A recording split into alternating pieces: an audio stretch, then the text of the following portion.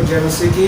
परमेश्वर का धन्यवाद करते हैं कि आज फिर चैनल मसीह लोग के द्वारा परमेश्वर ने हमें वचन के साथ आप लोगों के साथ रूबरू होने का मौका दिया और धन्यवाद देते हैं परमपिता परमेश्वर का, जिनके अनुग्रह के द्वारा हम सब जीवित हैं और एक बार फिर प्रभु के वचन के साथ हम बातचीत करते हैं आप लोगों के साथ और प्रभु हमसे बात करते हैं और अपने वचन के द्वारा क्या बताना चाहते हैं।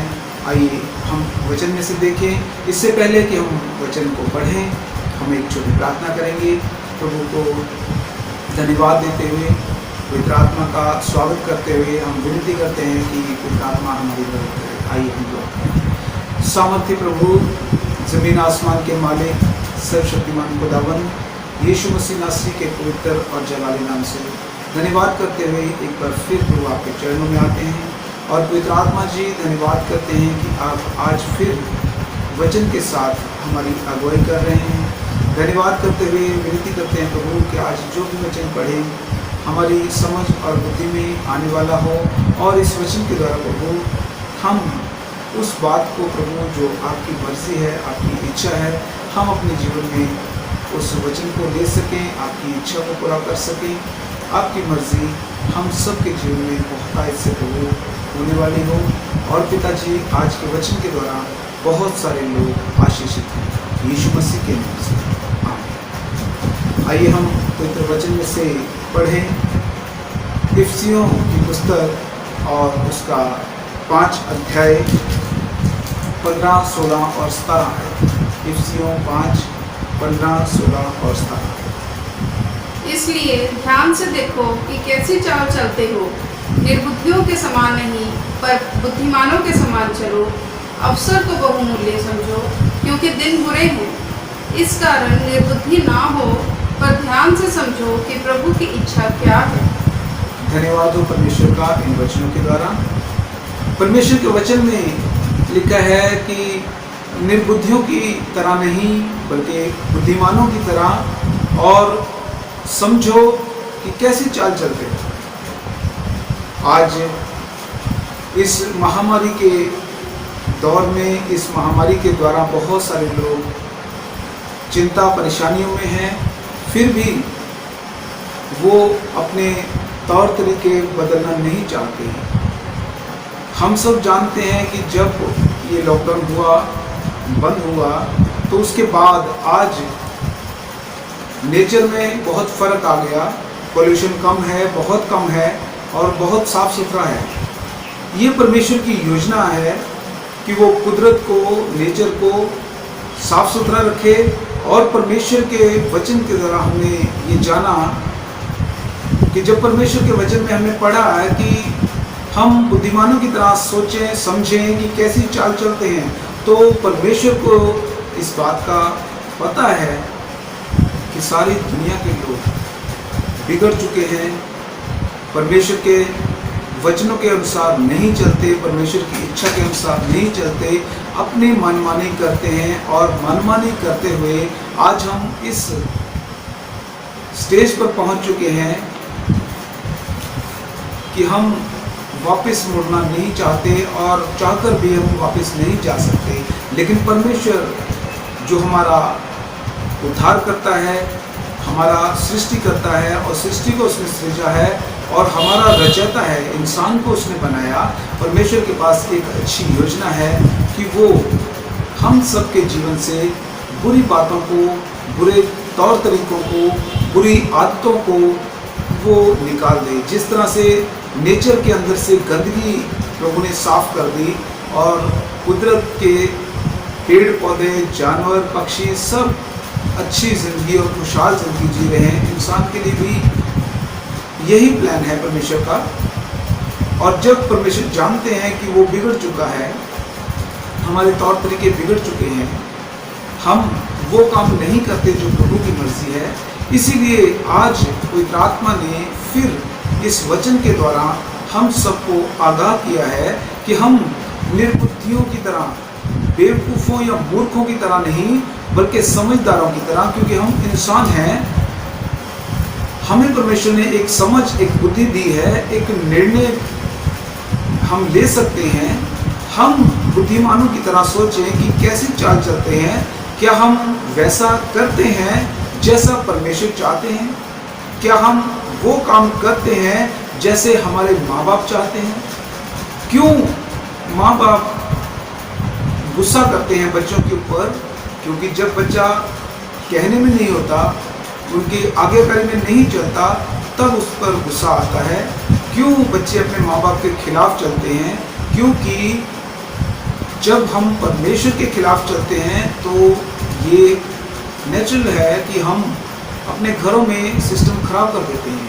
हमारे घरों में सुख शांति और आनंद और खुशी नहीं रहती।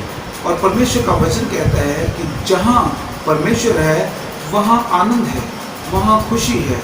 और हमने अपने परिवारों में से भी और ख़ास अपने जीवन में से परमेश्वर को स्थान नहीं दिया, उसको हमने अलग कर दिया। और जब हम परमेश्वर से अलग होकर चलते हैं तो हम कभी भी कामयाब नहीं हो सकते। परमेश्वर के वचन के द्वारा जो आज हमें प्रभु बताना चाहते हैं कि हम मूर्खों की तरह नहीं, हम पढ़े लिखे लोग हैं, हमने बहुत अच्छी एजुकेशन हासिल की है, हम अपने आप को और दुनिया के लोग भी एक दूसरे को बुद्धिमान समझते हैं, लेकिन हम अपने जीवन के बारे में बुद्धिमानी से नहीं चलते, बुद्धिमानी से नहीं सोचते कि मेरा जीवन कैसा है। और एक आयत, जब 16वीं आयत हम दोबारा से फिर पढ़ेंगे, पढ़िए। अवसर को बहुमूल्य समझो क्योंकि दिन बुरे हैं। अवसर को बहुमूल्य समझो। परमेश्वर का वचन कहता है कि जो आज हमें अवसर मिला है, यदि हम अपने घरों में ही, अपने परिवारों में ही इस लॉकडाउन के दौरान बंद हैं, सरकार ने भी कहा है, प्रशासन ने कहा है कि अपने घरों में रहो कुछ समय के लिए। और ये परमेश्वर के वचन में भी हमने पहले ही पढ़ा है यशाया की पुस्तक में कि परमेश्वर ने कहा है कि कुछ समय के लिए अपने घरों में बंद रहो, अपने किवाड़ों को बंद कर दो जब तक मैं सब कुछ ठीक ना कर दूं। परमेश्वर चाहते हैं, हम सोचते हैं कि ये दुनिया के हालात ठीक हो जाएं, ये महामारी चली जाए, हमारे जीवन फिर से वैसे हो जाएं, लेकिन परमेश्वर की योजना कुछ और है। परमेश्वर चाहते हैं इस संसार को ठीक करने से पहले वो हमारे मनों को, हमारी बुद्धियों को, हमारी समझ को, हमारे तौर तरीके को, हमारे चाल चलन को ठीक करना चाहते हैं। क्योंकि परमेश्वर चाहते हैं कि कोई भी नाश ना हो, कोई भी नरक में ना जाए, कोई भी जिंदगी खराब ना हो। परमेश्वर की बनाई हुई जिंदगियां परमेश्वर के तरीके से चलें तो ज़्यादा बेहतर है और हम खुशी से, आनंद से रह सकेंगे। इसलिए परमेश्वर का वचन आज फिर हम सबको यही कहता है कि अवसर को बहुमूल्य समझो। आज अगर आपको घर में बंद रहकर, घर में अपने परिवार के साथ रहने का मौका दिया है परमेश्वर ने, तो ये आपको एक अवसर है कि हम परमेश्वर की योजना को अपने परिवार में लें और प्रभु के साथ जुड़ें, प्रभु की संगति करें। आज प्रार्थना भवन नहीं खुल रहे तो इस बात के लिए चिंता न करें। ये परमेश्वर की योजना है कि परमेश्वर आपके परिवारों के साथ रहकर आपसे बात करना चाहते हैं।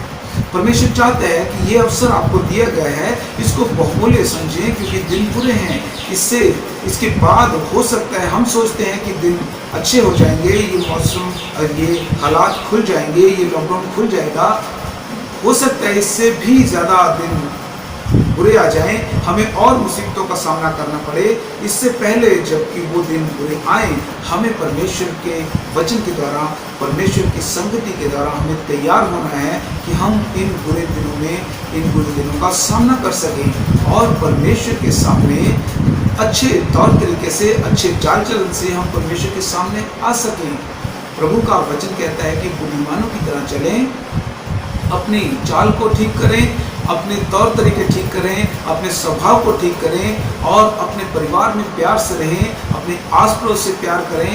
ये परमेश्वर की आज्ञाएं हैं। जब हम परमेश्वर की आज्ञाओं के साथ चलेंगे, आज्ञाओं को मानते हुए चलेंगे, तो वचन कहता है जब तुम मेरी आज्ञाओं को मानोगे तभी तुम मुझसे प्रेम कर सकते हो। हम कहते हैं कि हम प्रभु से प्रेम करते हैं और उसके हुक्म को नहीं मानते, तो इसका मतलब है हम झूठे हैं। परमेश्वर नहीं चाहता कि हमारे जीवन में झूठ रहे। परमेश्वर नहीं चाहता कि हमारे जीवन में उल्टे सीधे काम रहें। परमेश्वर नहीं चाहता कि हम प्रभु की संगति से या परमेश्वर के वचन से दूर रहें। परमेश्वर चाहते हैं कि हम सब मिलकर रहें और प्रभु की आराधना और स्तुति करते रहें। प्रभु के वचनों के द्वारा हम अपने जीवन को सुधारें, अपने तौर तरीके को सुधारें, तो परमेश्वर इन हालातों में से भी हमें निकालने की सामर्थ्य उनमें है और वो बहुत जल्द हम सबको निकाल देंगे इन हालातों से। वो इन परेशानियों को दूर कर देंगे इससे पहले कि ये परेशानियां, ये महामारी दूर हो। परमेश्वर चाहते हैं कि हमारे जीवन से वो बुराइयां दूर हों जो परमेश्वर की नज़र में सही नहीं है। परमेश्वर की नज़र में हम ठीक नहीं हैं, हम अपने आप को ठीक करें। प्रियो, जितने भी लोग प्रभु के चरणों में हैं, जितने सुन रहे हैं, वो सब अपने आप को प्रभु की इच्छा के अनुसार चलाएं, क्योंकि वचन में यही लिखा है कि परमेश्वर की क्या इच्छा है। वो चाहते हैं कि इंसान सही तरीके से और सही चाल चले और बुद्धिमानों की तरह चले, ताकि हमारे जीवन से परमेश्वर की महिमा हो। प्रभु को धन्यवाद देते हैं आज के इन वचनों के द्वारा। प्रभु हम सबको बहुतायत से आशीष दे, यीशु मसीह के नाम से।